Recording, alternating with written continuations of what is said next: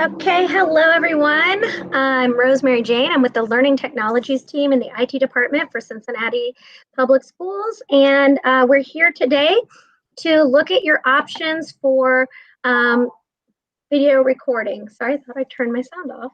Apparently I didn't.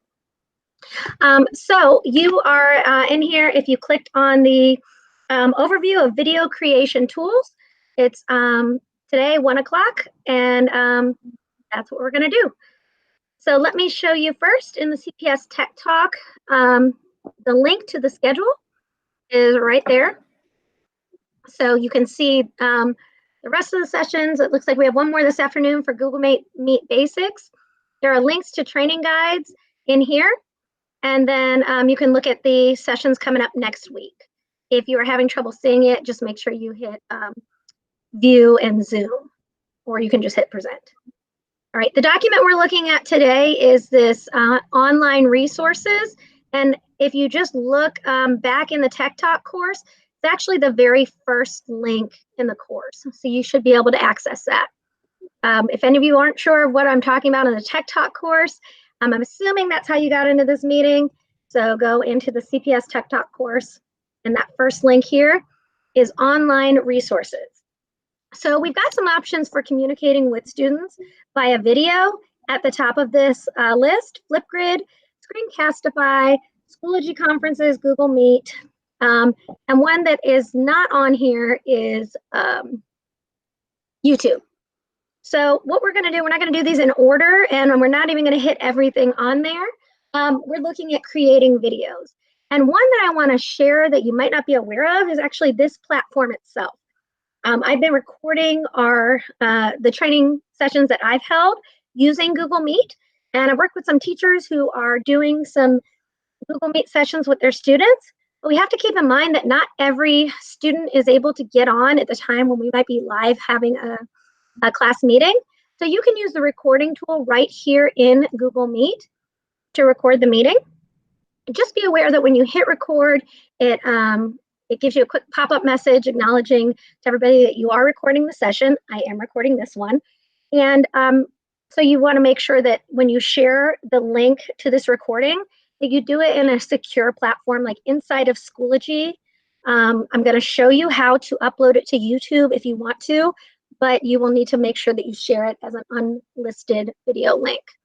So that's the one I'm going to start with now, because that seems to be the one I keep getting the most requests on. We are recording in, it says, we don't see you on my screen. Okay. I included in the grid, so I'm showing up. I'm sharing my screen right now. You should be able to see me talking here. And then these are the other participants in the meeting. Kimberly, are you good to moderate the chat for me since you're in here?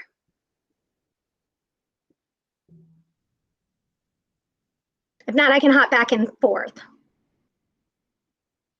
All right, I'm going to assume I'm going to hop back and forth. Sorry, no, I've got it. I had to unmute myself with my phone. I keep forgetting to go back to my phone. Yes, I will moderate your chat for you, no problem. Okay, thanks so much. Just go ahead and interrupt me anytime you see fit, Kimberly, and then that way I don't have to keep track of hitting that chat button.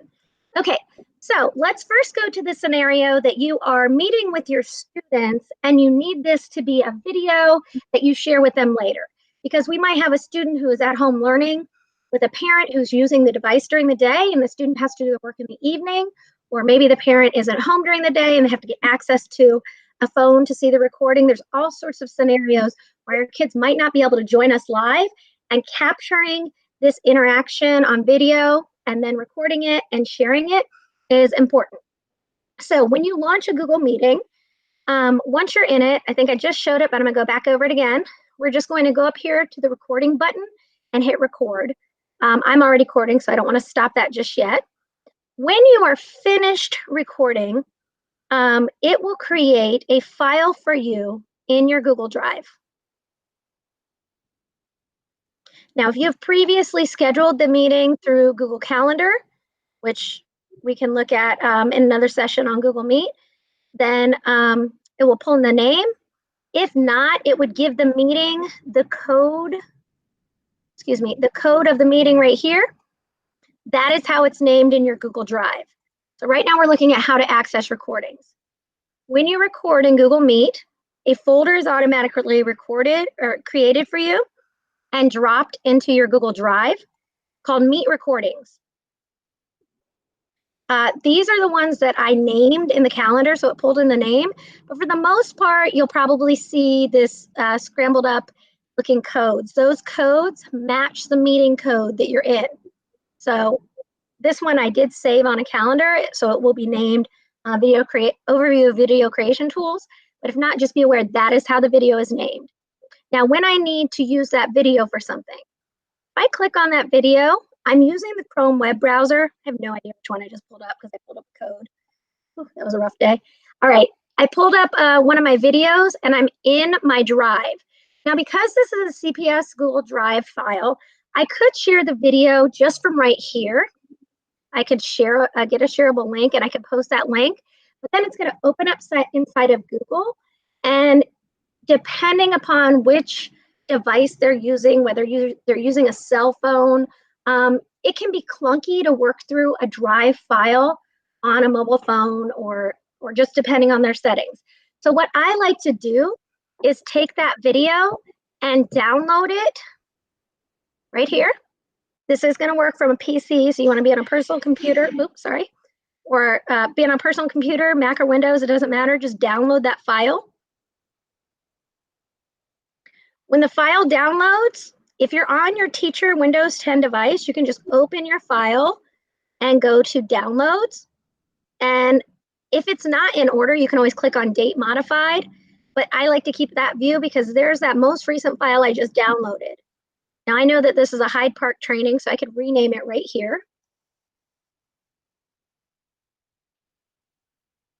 Name it whatever makes sense for your content, class meeting, and you can put the date on it, but just get that file named. And what a lot of people don't realize is that over here in your waffle in Google, you have a link to YouTube, and you do already have your own YouTube channel that you can populate. I'm going to go to my channel, and right here you can see I've published a few videos as public videos. You can click on this little plus sign here to create a video, and we're going to grab that video that we downloaded and we're going to upload it to YouTube. All right, it has me go on my computer, and then this is just like making an attachment to an email. It's really simple. I'm going to just go into my downloads, and there's that Hyde Park training. It is uploading to my YouTube channel, and now I just follow a few simple steps. I put the details of the video here. It will automatically assign a thumbnail from a random selection of screenshots of the video. It's generating those now. Or you can upload your own custom image. That can be anything you have saved on your computer, or you can download a file. I'm going to download this one, but you don't have to. This could all automatically be done. You do have to indicate whether the video is for kids or not. And if you're sharing it with your students, then it is for kids. It does let you know that things like comments won't be on, and it just has a few extra safety nets on there for kids.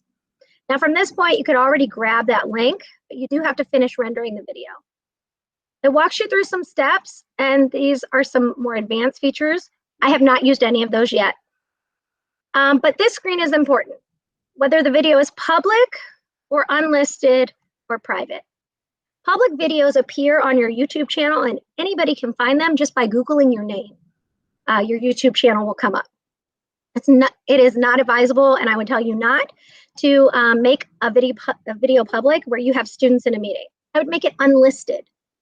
When you hit save, that video goes into your unlisted video file. And I'm going to show you how to access that. So you may have noticed that the studio opened up when I was creating my video. I'm now in the YouTube studio. And over here to the left are my videos. Because I selected it as unlisted, it's pending right now, it's still loading, but it will show up in this list as unlisted. Or if I selected public, some of my videos I went ahead and put out there publicly. But definitely if you have students in a video, list it select it as unlisted. Now it takes just a little while for that video to render or load, but if you need to get to your unlisted videos, link, excuse me. Then you have a YouTube link that you can now drop into your Schoology course or wherever you are communicating.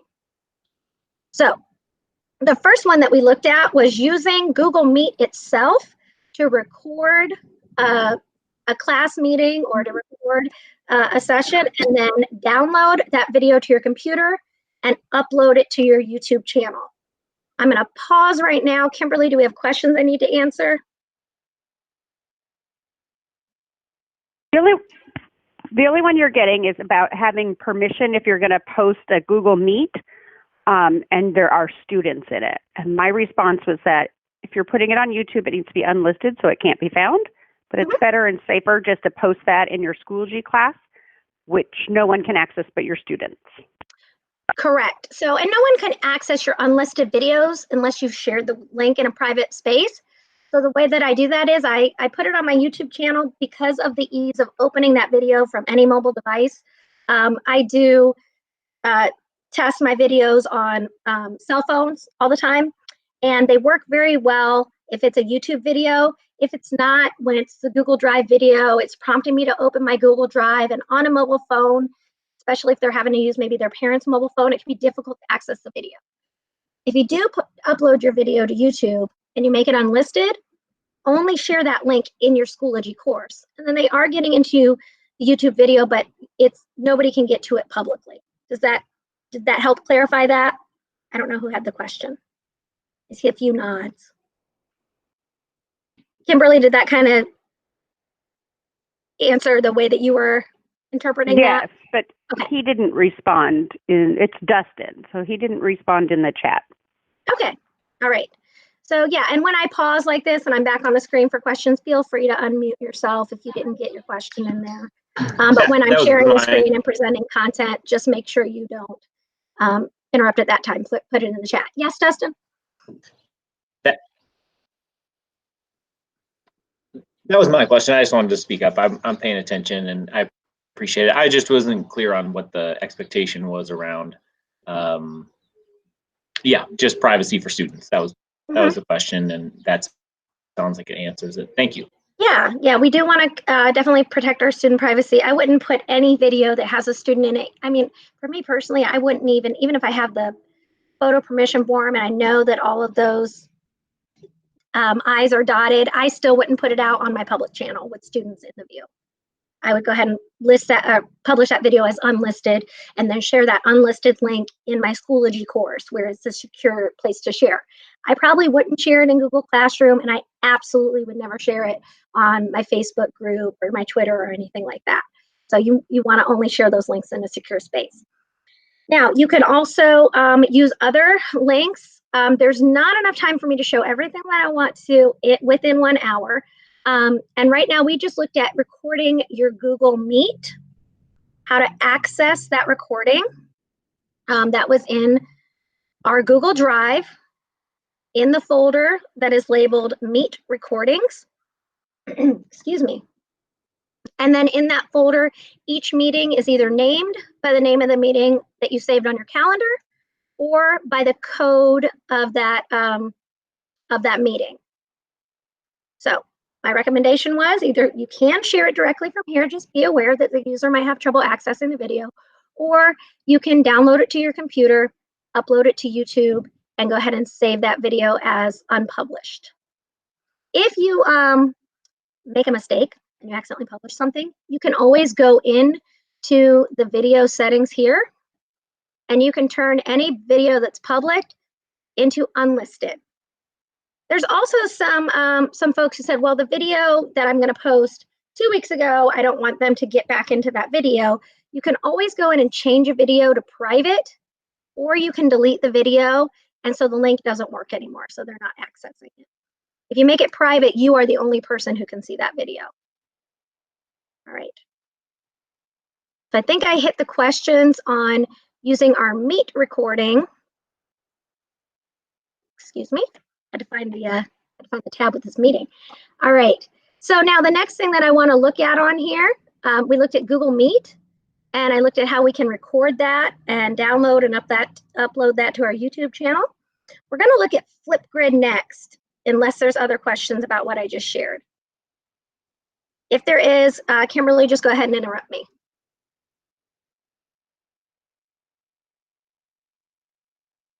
You may or may not be aware of the application called Flipgrid. It is one of our district approved software items, and it is a really awesome interactive way to capture video and have like video discussions with your class. Now, when you just go to flipgrid.com, it takes you to this landing page, and there's an educator login button. You do want to use that. I do want to show you before we go too much further with these tools that if you just click on Clever and log in with Google, then all of the applications that you need to access will take you right to the correct landing page to sign in. So staff members, teachers do go to Flipgrid for educators, but there is also a Flipgrid for students. It shows up for your students, and that takes them straight to entering a flip code. We're going to get into what a flip code is in a minute. The other thing that you might have noticed is, I shouldn't have hopped around so much. When I went in through Clever and I went to the educator tile, it opened me right away into my account. I am going to log out so you can see the whole process. But if you are logged in to Clever, then you should have used Chrome to log in. So I'm going to back all the way out of here for a minute.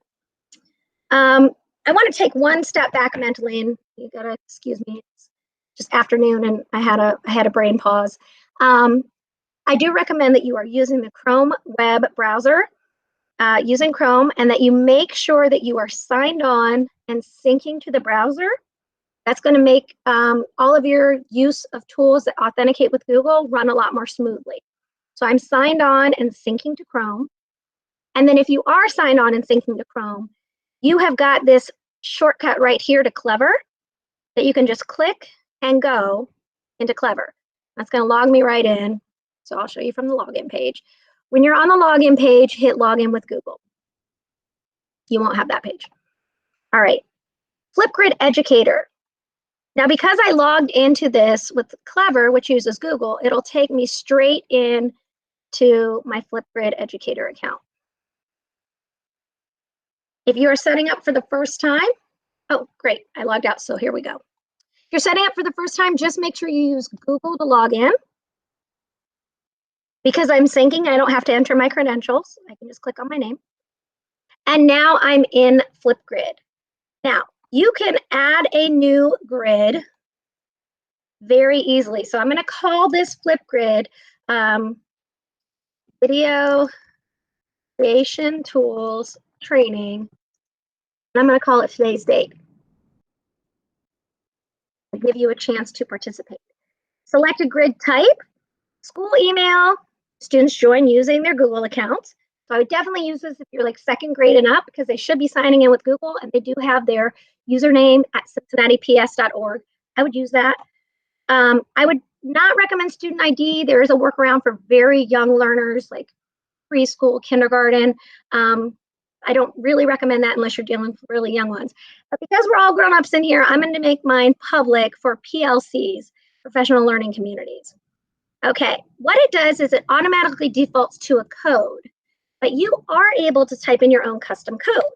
So I'm going to call this CPS Flipgrid Training. All right, it says if it's available or not. So once I use this, nobody else is going to be able to call their CPS Flipgrid Training. I'm going to make sure I spelled it right because I have done this wrong before. Okay. All right, I hit next. Add a password is optional. You might want to add a password, especially for this one, since it is a public grid that I created. I'm going to enter a password. So we're just going to all do the password CPS. Oh, it needs to be 8. Hold on. CPS Flip Grid 2020. Show you the password. Go ahead and jot that down because I'm actually going to have you hop into my Flipgrid. So write down CPS, that's capital CPS, Flipgrid, all lowercase, 2020. That's going to be the password that you're going to use when you join my grid. Okay, I'm going to hit next. Right now, you don't have to do anything. All right, it's telling me my grid is ready. So I'm going to go to my grid. Just so you're aware, I can copy it right here. If I were sharing this on my course in Schoology, let me open practice course, or wherever you're sharing, I might say, join our Flipgrid now. And then I'm just going to paste what I just copied from Flipgrid. There it is. And then I'm going to say to the people in my class, password, CPS Flipgrid 2020. You do not need to put password on the ones if I had created this grid for my students, I would have selected student emails if they're second grade and up. And so you don't have to put that password on there. That's just an extra step you could skip if you have them log into their Google accounts. All right, I'm going to my grid now. Now there are a lot of things you can do to jazz this up. You can edit the image that appears here.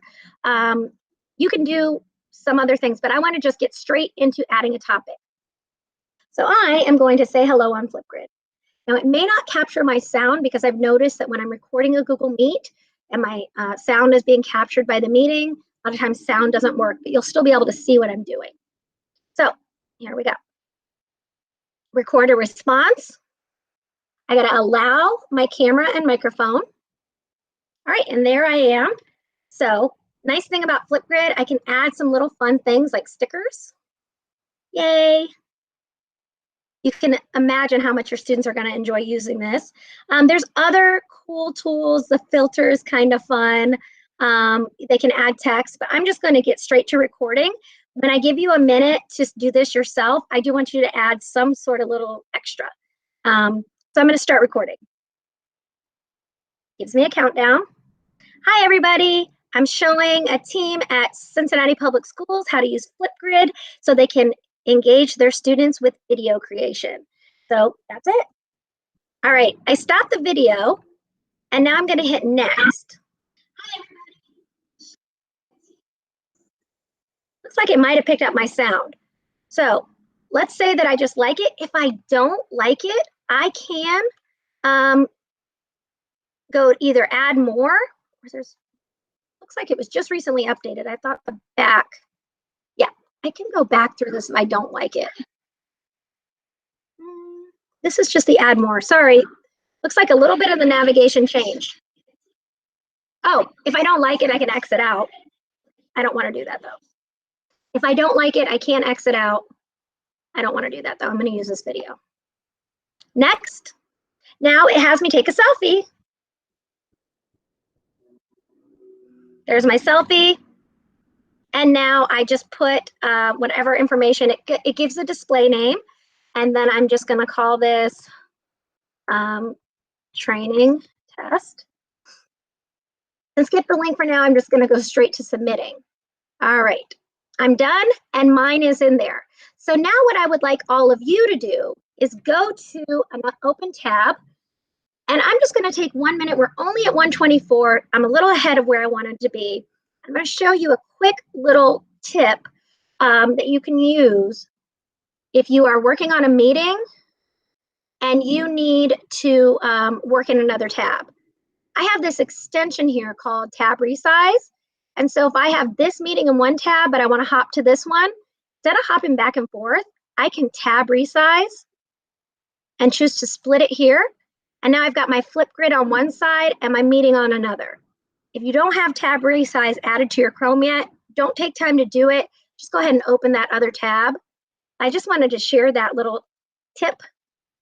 Go ahead and open the Flipgrid. You're going to go to flipgrid.com, spell it right. And then this piece, I wish they didn't have it down there. I don't know why it's not right here at the top where this boy's hair is, but you got to just go down here to enter a flip code. So put in the flip code that I just shared with you. So the flip code was CPS Flipgrid training. So enter the flip code CPS Flipgrid training and enter. All right. I did put the grid password on there, so if you jotted it down, it was capital CPS, flip, I gotta spell mine right, capital CPS, flip grid 2020.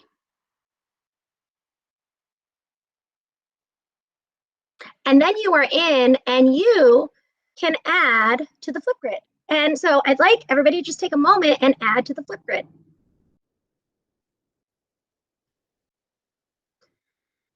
If you have questions, Kimberly, can you catch me up on this? Looks like there were quite a few. Oh, there are not questions, Yay. not about Flipgrid. All right, cool. So you are caught up. So I'll give it maybe 2 or 3 more minutes. I'll stop. It's 1:26 now. So this will just be a little bit of time for you. Oh, I have a question. I'm sorry. So I actually went in and I created an account for Flipgrid. So when I went into Flipgrid, like you instructed us to do, it did open me into my account. So the only thing So how do I get to where you are? the only thing you need to know, because I have an account too, and I'm in one tab, I'm in my account. Just go in another tab and put flipgrid.com. Don't click anything, scroll down to enter the flip code and write in that flip code there. CPS, Flipgrid. Oh, I already forgot what I named it, sorry. Flipgrid training. I got it, I wrote it down, thank you. Rosemary, yes, can you share the definitely. Flipgrid code in chat, possibly? I'll share the code as well as the password.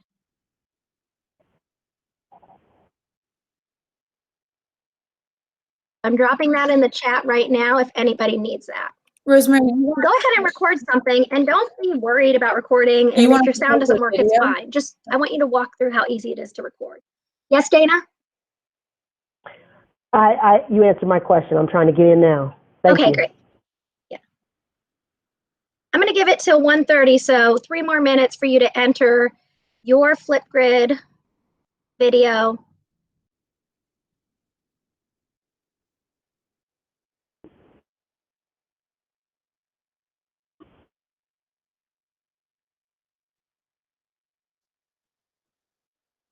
I see Clarissa already got hers in. It's not letting me in. Yeah. No, I went in from Google, and I'm not getting in either. When you are adding to a grid, you just go down. Let me show that again. Just go to flipgrid.com. Don't click anything. Just scroll down to enter a flip code and put in the code that I provided you. CPS Flipgrid. Sorry, I keep forgetting what I named it because I just named it. Training. Yeah, flip. Just So open I gotta just open a new tab. Go to flipgrid.com and put in CPS Flipgrid Training. So I will leave that up on my screen. Whoa, way too big. When you enter that, then you enter the password, which I did post in chat. Yeah, so you don't sign in to contribute to this one. I made this one a public one where you just put in the code. If I was a student and I put in that code, if I had set up my student emails, then it would prompt me to log in with Google. And so I would train my students to log in with Google.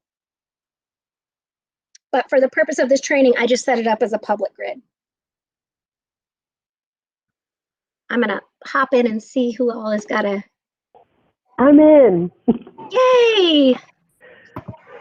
So I just need to change that code. So the code that you type in here is CPS Flipgrid Training. The password was, I need to make it easier next time, CPS capital Flipgrid 2020. CPS. Capital letters, right? Yep. CPS is capital, then Flipgrid is lowercase. I'm sorry, I made that about as complicated as I could. I was trying to show how to make it secure, but maybe for the training I should have skipped the password. Hello. My CPS code is not capitalizing. It doesn't capitalize for the flip code. Okay. It's the password that has capitals. The flip code gets you in. The password is just an added layer of security since I made this a public grid. Okay, so the flip code is what? The flip code is CPS Flipgrid Training, all one word. Okay, all one word, thank you. Yep, CPS Flipgrid Training as one word. And then you put in the password. Okay, you type next. CPS Flipgrid 2020. I'm thinking about running in and just turning off the password for the sake of the rest of this training, but here we go. So here's our grid. Oh, we've got lots of responses, 6 of them now. So Rachel responded, Anna did, Dustin, Katie did, Clarissa, and then I've got mine on there. All right. So it is 1:31. I do want to, yeah, it's okay, Avery. I'm just going to, if you can mute your side, we're going to look at some of the Flipgrids that have been posted. All right. So here's Rachel's Flipgrid. All right, so now I can respond back with video. So you can see how this could become a layered video discussion with your students, like how much fun they would have participating in this Flipgrid. So hold on one second, sorry. I accidentally got out of my teacher view.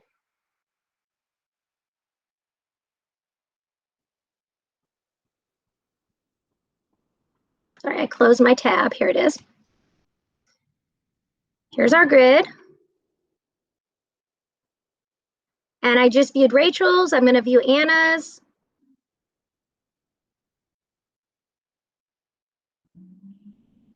I'm sorry, I'm still lost. That's okay. So you can type your questions in the chat right now because I'm just showing a couple of these. So I could reply to Anna via a video message, or this is where I accidentally closed it. I can actually grade it. I'll pause that. I can grade it, or I can just leave some written comments, and then I can either share the feedback or email the feedback to her. So I can have this video discussion. I can grade it. I know we're not taking grades per se, but we might want to just get feedback to our students at this time. So when I'm done looking at Anna's, the cool thing is the rest of the students can see one another's. So one thing that a older student, a physics teacher, told me they were doing was having their students go out and find something either in the home or in nature that was an example of physics, and then talk about how that's an example of physics, and then have other students comment on that. So you can do this at the higher level content areas, or you can just make this a nice little classroom community activity. Maybe this would be great for intermediate elementary on up. But the younger kids, there's a little bit more hand holding to do with getting them signed into their Google accounts and that, but you can make it work because we do have Google K through 12. I would probably recommend this tool from 2nd grade and up at this time. I would definitely also recommend it's an option. All right, so if I'm going back now onto my communicating with students via video, Flipgrid is one that we specifically went in and practiced using. We also went in and looked at Google Meet, how to record that. I dipped into YouTube to show how to upload a YouTube video. Screencastify is not one that I had planned to cover, but I want to show you your resources in here. There is a link right there that takes you to the Chrome extension. Now, you do have to be signed in and syncing to Chrome for Chrome extensions to work. So if that doesn't work for you, that's your first troubleshooting spot. Click and make sure that your sync is on and that you're syncing with cpsboe.k12.oh.us. Don't try to use a shortened version of the email address. Once you're in there, you are going to have a button that says add to Chrome if you've not yet added Screencastify.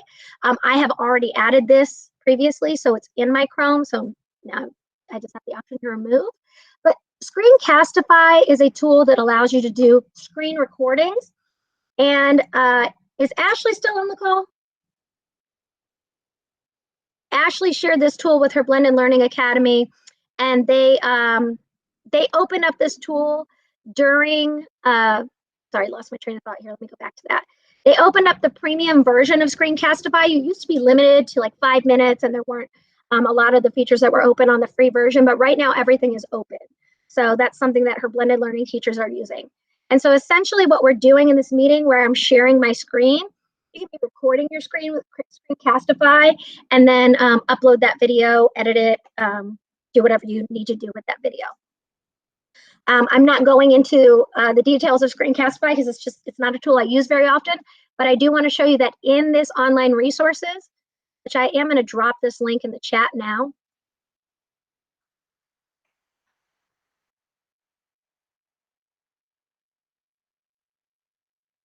That way you have all of the resources that I've referenced right there. So I'm in this sheet. Screencastify takes me to adding it to my Chrome right here. You do have to be signed in and syncing. And then the user guide is right here. Oh, no. It looks like this link is this link broken? Oh, no, there it is. All right, so this takes you to the user guide for how to set it up, how to record, editing, saving and sharing, and all of this stuff. I like to always jump straight to tips and tricks. All right. Google Conferences is still available, but I'm not going to spend time today training on this right now just because we have open Google Meet K-12. And so I'm going to stay in this platform. But just so you are aware, if you want to use the internal Schoology conference platform, you can just open that user guide and it takes you straight into, this is the one, it'll walk you through all the tools you need to use Schoology conferences. I've used Schoology conferences and I've used Google Meet. I personally prefer Google Meet, but just so you're aware, that tool is in there. We are on Google Meet. We're done with that one. And then the one that we have yet to add to here is YouTube, which is what I plan to go into next. I'm going to go back and check our Flipgrid though. All right. And I'm going to just take this as a quick mental pause before I hop out of Flipgrid to find out if there are any questions. Kimberly, go ahead and interrupt me if there's some on the chat, or if anybody just wants to unmute and throw out their question now, you can.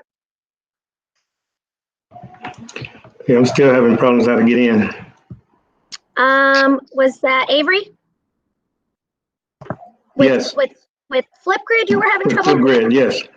Okay. Yeah, I opened up a tab. Yep, I will. So instead of you opening a tab, what I'm going to do is demonstrate it one more time as like a quick run through. And then after that, I can send you the link to this video recording.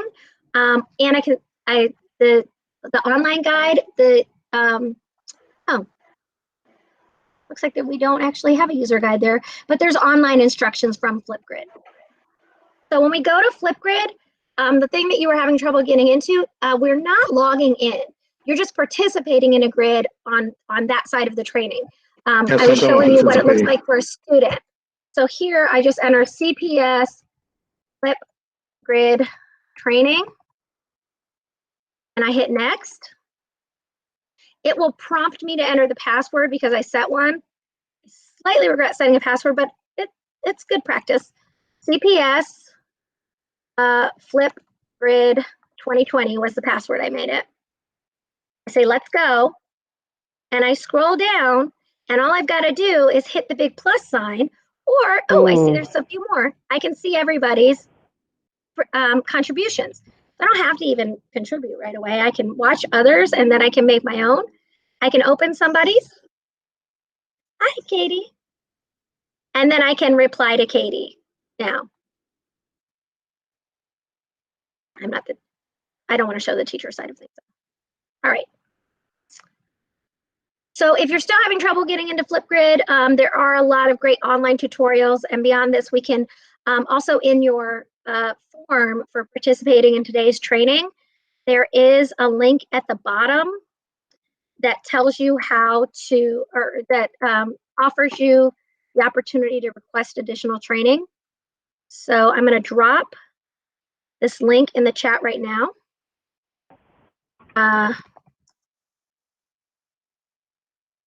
So here's the training feedback link. And at the bottom of that form, there is the option to request additional training. Right at the bottom, if you'd like further training. And that link works in the training form. Okay, because we have 20 minutes left and I still want to show the YouTube studio and how to use YouTube Live. Okay, you can move on. I did that earlier today, so with the first training. Oh, you did YouTube Live this morning? Yes. Okay, great. All right. Something in the chat I need to look at? Am I good? I'm not scrolling back. Kimberly, am I good? You are good. I shared Okay. the Flipgrid Getting Started guide for everyone who needs some help Hi, getting started. everybody. It's Perfect. linked in the chat right above your training feedback form. Okay, perfect. Thank you for linking that. Hey, Kimberly, do you want to go ahead and add that here? Maybe we'll just, I can do that. I'd be happy to do that. yep, if you could hyperlink it to there, and then I'm going to keep rolling. I have a quick question. Okay. What was the name, I'm sorry, this is off topic, of the add-on that splits your screen? It is called Tab Resize. And I will show that because during these web conferences, that has been some of the biggest feedback I've personally gotten, is that people have difficulty going back and forth between the meeting. So if you go to the Chrome Web Store, if you just type into the search field to the upper left, Tab Resize, I'm going to drop this in the chat. I've ended up dropping this in the chat of more of my web conferences than any other tool. So you would just add that to Chrome. I've already added it. I dropped that in the chat. Oops. Again, you do have to be signed in and syncing with Chrome for that to work. But if you click on that, then if you want to stay in the meeting on this screen, but then go into the new tab, which we're about to go into YouTube, you could just tap on Tab Resize. This is my favorite one, the side-by-side, works better for my brain. This one is almost impossible to use on a laptop. It doesn't navigate very well, but I like this view. So there I've got the meeting open on this side, and then I can go to the rest of the training. Now, for your sake, I'm not going to do this training on a half a screen.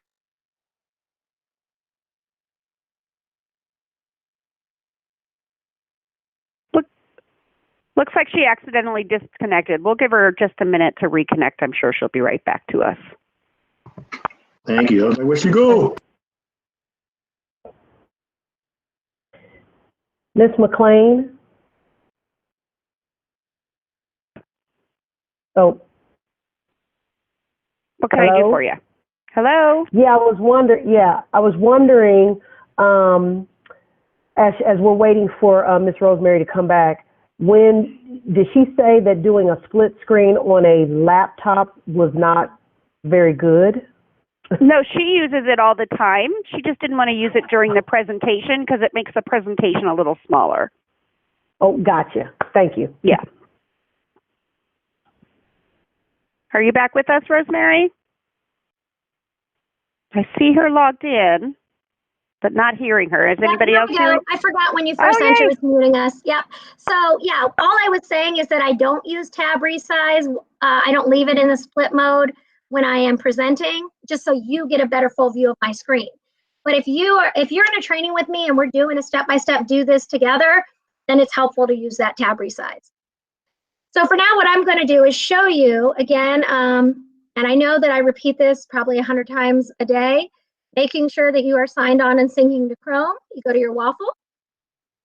We're going to scroll down and we're going to explore YouTube. No judgments on my music taste. I do listen to music on my YouTube. All right. So when you are in YouTube, if you click on your profile, you probably don't have a picture, or you might. You can go to your channel. There's a very good chance that you don't have anything populated there. We can change that if you want to. But also in your channel is the link to YouTube Studio, and that is for creating videos, creating content. And YouTube Studio is where if you do upload unpublished videos, they all exist in the videos tab right here.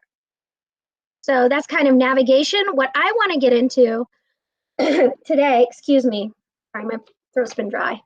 That was not a Corona cough.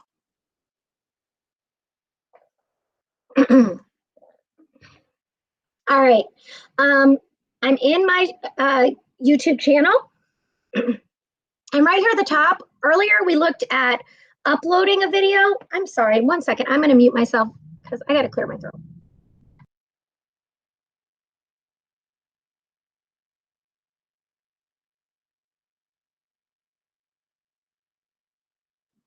All right, sorry about that. We looked at uploading a video that you have saved to your computer, but you can also do something called Go Live. This has been a tool that some teachers have started to use, has awesome capability, because what you're actually doing is going live on your YouTube channel. Now, even from here, you would just title it. And then from here, you get to determine if it's public or unlisted, okay? So you can make it public, because if it's just you in your home streaming, you might do a read aloud to your students. I used to teach primary, and a big part of my day was the morning meeting. So I might want to do a live morning meeting here at my screen for my students to join. Before I finish doing this, bear with me 1 second. I want to get out of this. Sorry. Let me go back. Before I go live, I do want to share that when you are in your YouTube channel, you can actually share your YouTube channel to people through your Schoology course. You could share your YouTube channel out via social media if you wanted to, because you're only going to stream live things that you are comfortable with being shared live.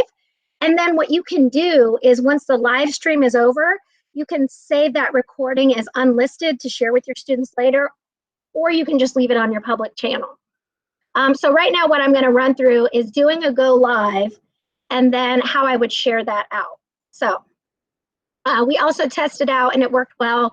I did this with another teacher, going live just by yourself, not notifying anybody that you're live, and then you can just record that later too as well.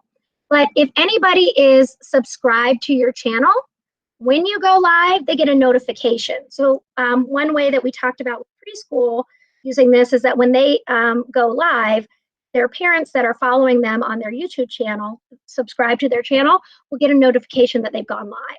So that's another way that you don't have to put it out there again to communicate. All right, so I can go live.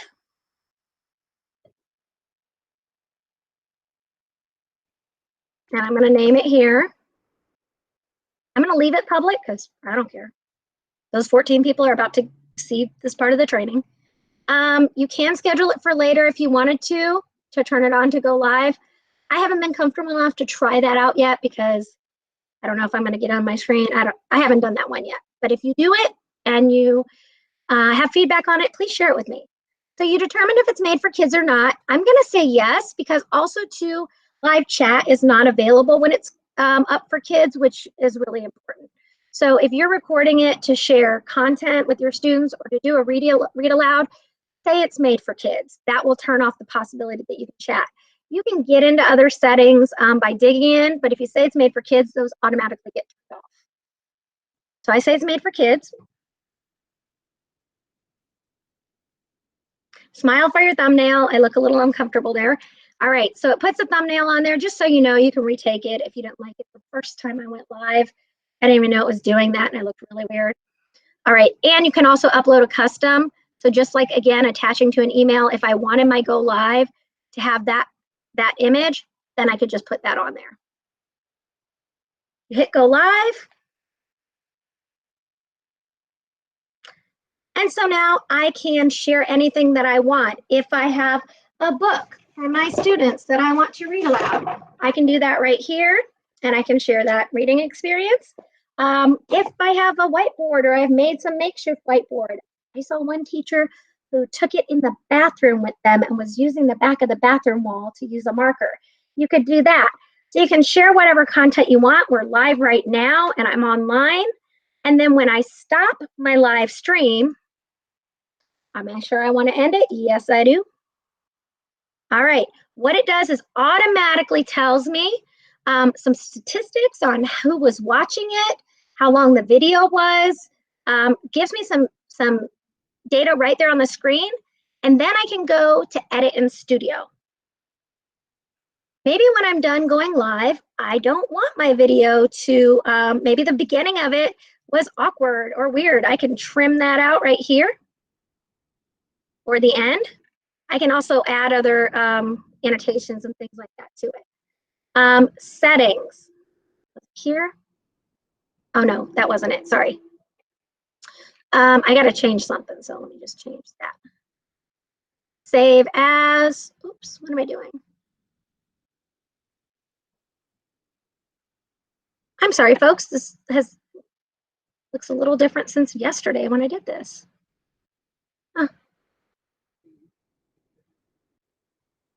Maybe because I didn't do a change, it wasn't letting me save it. I don't really know what just happened there, but it's going to drop that video in here.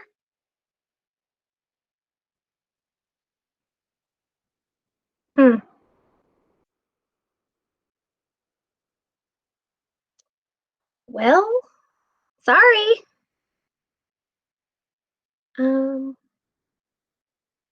Where's my videos? Rosemary, I think it's there, right here, to the left. Yep. Oh no, that's my Hyde Park training. Dashboard. Oh. Oh, last performance video? Yeah, it might be. But I don't know why it's not letting me edit it. I wanted to show you where I can change the private. I can change the setting, but the interface here has changed even since like yesterday. So I know I can dig into this. I will make sure oh, here it was, details. Sorry, I was thinking setting. It's under details. So here is where I can change it. I'm sorry, folks, I just did this yesterday and I did it a few times last week. I can change it now to unlisted if I want and hit done.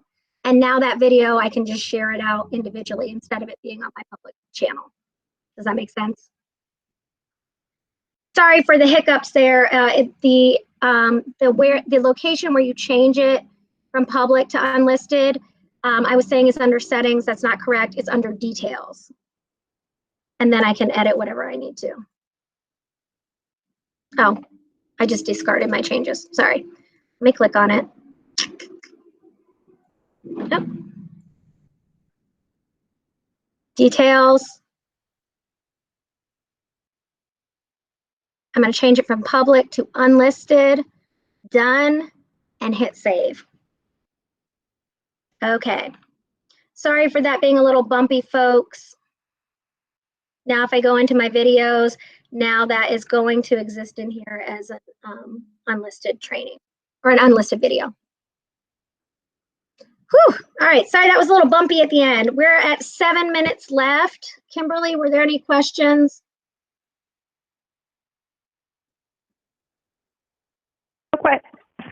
No questions, but a request for you to post the recording or to email it. Oh, to this training itself? Yes. Oh, yeah. So I've been doing, pardon? So I was going to say you had a couple people had to step out for a staff meeting. Oh, okay. So they're going to want the end information. Okay. Sorry that the end was bumpy, folks, but you know, we learned through our failures, and I had forgotten that where that setting was at. Katie, did you have a question? No, I was the one that said I had to step out for my staff meeting, but I'm still here. It doesn't start until 2. So oh, cool. Sure. Okay. Yeah, I have been recording these, so I've been sharing them when appropriate with the audiences, but I've also just been adding them to CPS Tech Talk. So I don't know if my team has a plan for how we're sharing them, but if you need a video from me, I will share it with you. I'll probably just post it as Tech Talk as a comment. All right. If there are no other questions, it is 1:54. I'm sure just like any type of training or meeting, you don't mind getting out early. You will want to make sure that you fill in that training contact hours and feedback form. Sorry.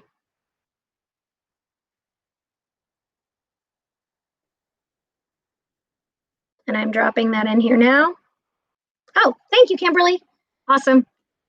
All right, so the link is there for you. Go on in and just click on that form and do your feedback on here. If you need any further training, that link is at the bottom. And I will probably, this is a recurring topic. It's on next week's schedule as well. I will tidy up the information on YouTube, and a training guide is coming. I do have one quick question, sorry. So we made that video on YouTube, right? And I'm sorry if this is a dumb question, but how do we let our students then know that that video is available? Like, how do we share that with them?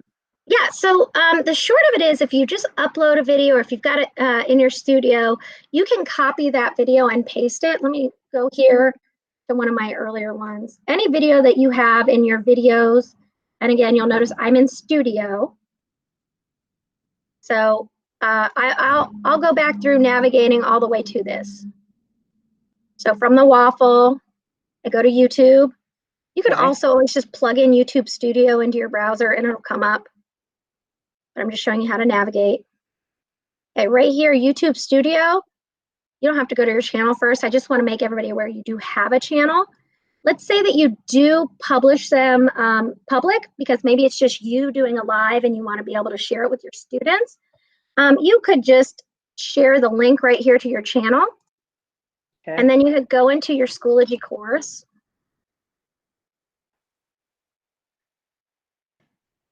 You could post it as a material, or you could make it super simple and just say, subscribe.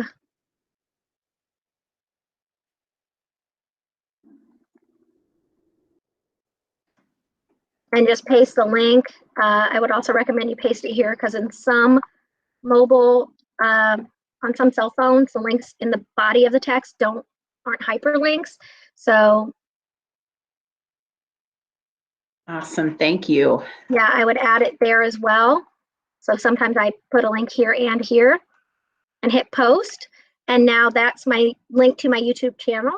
But if I wanted to go to a specific video, because it's about very specific instruction, if it's unpublished, I just need to go into my studio to access my unpublished videos. Or sorry, not unpublished, unlisted. I don't know why I keep saying unpublished. In my videos tab is where, if I have uploaded a video that is unlisted, that's where I can get to it. And you have to be signed into your YouTube account. So I mean, these are videos. So we can make unlisted videos first before we post them? You could make them first. That's usually actually how I do this. I record my video on whatever recording platform I'm using. One that we didn't get into today was WeVideo, but one you can record directly from there and download and upload. But I knew that I couldn't give that in a quick little snapshot overview, but WeVideo is a video creation and editing tool. So you can create in there, you can create from YouTube, you can record your Google Meets, you can do Screencastify if you want to do screen capture. So you have all these different choices for video options, and then you can just upload those videos to YouTube. So that's about my favorite way to share my videos, is uploading them to YouTube. Other questions? You can feel free just to unmute and throw your questions out. Oh, can you do it from an iPhone? Yeah. So that's another reason I really like YouTube. I just open my YouTube app. And then, so I'm on my phone right here. Oh, sorry. That's a great extension to keep you moving when you're working from home. Let me stop sharing my screen, because whenever I share mobile, it's better if I stop sharing my screen. So when I went on my phone and just opened my YouTube app, you can actually check that you are signed in to your CPS BOE account. And then you can actually do all these things right from here. There is a YouTube Studio link right there. I can click that. It is a separate app to download. I have it on my other phone. So I haven't put it, this is my personal phone. I'm gonna open my other phone. With us only having a minute left, I'm not going to have you wait for me to download the other phone. But you can open YouTube Studio from mobile, so you could actually record things on the fly. You don't have to be tied to your computer to use this. Also, just in case you're not aware, you don't have to do it from a computer for Schoology, period. You can create in WeVideo on your cell phone. You can download the WeVideo app. YouTube, you can download the app and record and create video. Flipgrid has an app. You can do all your Flipgrids from there. And then Schoology, you can actually add content to your Schoology app. I'm going to go for walkies. You can add content to your Schoology app from mobile. So what if you are, could you like use your iPhone to videotape yourself, like just as photos, video, and then put it onto YouTube? Yes, you could. 1 second. Okay, I was getting a little bit of feedback. You said, could I use my iPhone to just record myself? Yes, you can, because then if you don't mind that I'm going a little over, it's 2 o'clock. If anybody had to get off right at 2, go ahead, but I will just share I'm good. this. Give me 1 second. All right, so I'm in YouTube Studio on my mobile phone.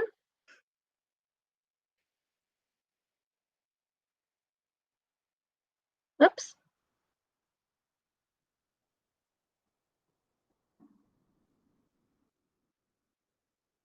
I need to upload my video. Is it not letting me on this phone?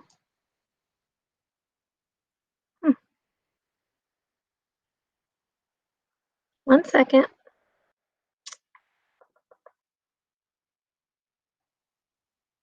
Sorry, I am downloading this on my iPhone for the first time. I'm going to walk through it. But yeah, here, let me also just do this.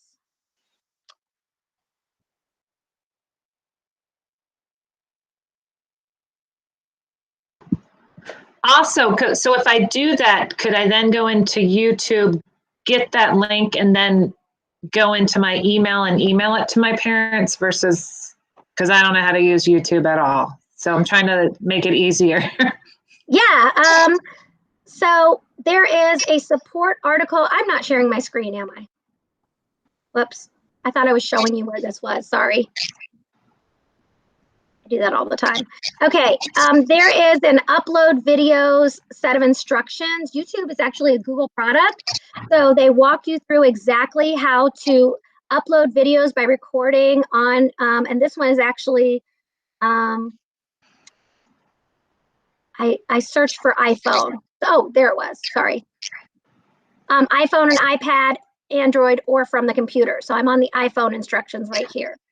So I'm going to drop this in the chat link because yes, you can upload, you can create your video on your iPhone and you can upload it to YouTube, and then you can go into those settings and do whatever editing you need to do on the video. Okay, perfect. I hope I hit your question there. Yes. Okay, good. So yeah, I just use the Google instructions for what I do. And then I could just take that link and drop it in my own my work email and email it to my parents. If you want to email it, you could also put it in your Schoology so it's published to your course, like whatever way you're currently communicating. If you are successfully communicating with your families, then keep on keeping on, do what you're doing. But if you want to learn how to use Schoology to put all these things in one place, I call it using Schoology as your hub. When you send that email, then people have to remember like, oh, where was that email that she sent me? Where if you just put some folders in Schoology, you can keep that organized. Doesn't mean you can't still send the email, but we do. We've been offering trainings on Schoology, and the one that the one that I've done the most frequency is using Schoology as a hub for your remote learning resources. Is that videotape? Because I did one the other day, but like Schoology froze up, so he really didn't show us anything because every time he tried to get in, it was frozen. I have a recording from a training I did yesterday with the Woodford staff. It opens with me going over Google Meet, but the middle of the video is all about using Schoology as a hub for your remote learning resources. And then the end is just a little dip into YouTube. I'd be happy to share that video with you. If you wouldn't mind, yeah, could you just send it via email? Because like I'm very you know what? I think I'll do one better, and I will just make my Woodford training public. I don't care if you guys watch it. And then, whoops, public and publish. So now if you go to my YouTube channel, I'll drop my link. Okay, you can just view that Woodford training.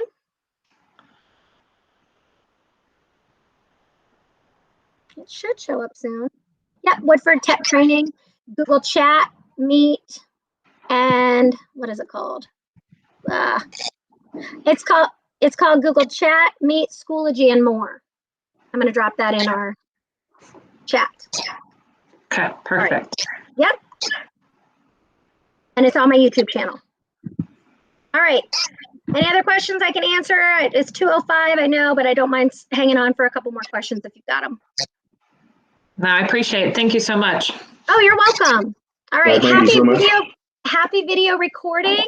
You know, just try one thing. Don't get overwhelmed. Between this platform, Google Meet, Flipgrid, YouTube, and then you can explore WeVideo for editing and creation as well. That'll obviously have to be offered in a different training. But happy video creation. This is the best way to connect face-to-face with our families and students. So get on videos and connect with your kids. Have a great afternoon. Thank you. You too. All right, bye. Go ahead.